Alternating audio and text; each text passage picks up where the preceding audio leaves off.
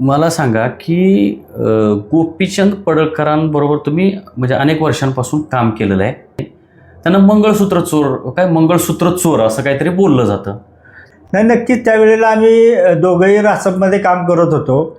त्यांच्यावर मंगळसूत्र चोरीचा गुन्हा दाखल झालेला, परंतु माझ्या माहितीनुसार तो पूर्णपणे खोटा गुन्हा दाखल म्हणजे झालेला त्यावेळेला. बरं. आणि त्यावेळेला मी सुद्धा एकदम सामान्य कार्यकर्ता होतो, परंतु समाजातील व्यक्ती आहे त्याच्यावर खोटा गुन्हा दाखल झालेला आहे.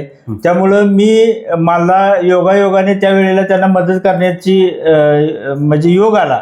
आणि त्यावेळेला अशी परिस्थिती होती, मी सामान्य कार्यकर्ता असल्यामुळं मला काही लोकांच्याकडून सांगण्यात आलं की आपण गोपीचंद पडळकरांना मदत केली पाहिजे. मग सातारमधील एक धनगर समाजाचे प्रसिद्ध आणि प्रामाणिक वकील आहेत राजेंद्र गलांडे म्हणून.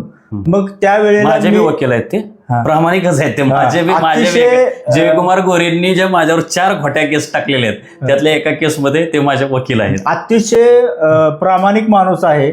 तर त्या माणसाला आम्ही काय करायचो, त्या वकिलांनी फी तर आमच्याकडे कधी मागितलीच नाही. कुठल्याच आंदोलनाच्या माझ्यावर सुद्धा अनेक केसेस झाल्या, त्यातून मी निर्दोष माझी मुक्तता झाली.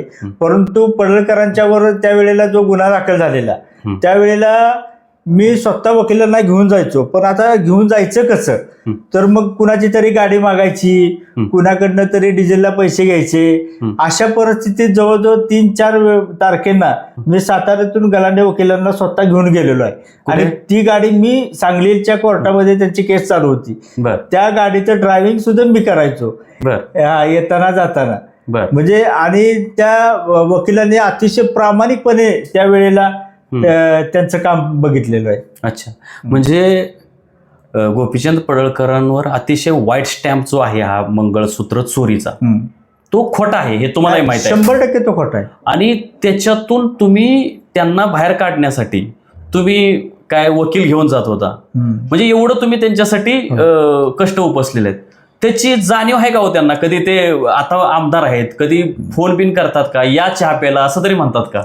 नाही, रासपमध्ये काम करताना महादेव जानकरांच्या प्रभावाखाली असे कार्यकर्ते तयार होते की त्यावेळी कधी त्यांनी कुठलाच कार्यकर्ता स्वार्थ बघत नव्हता, पूर्णपणे निस्वार्थ भावनेनं त्यावेळेला काम करत होता.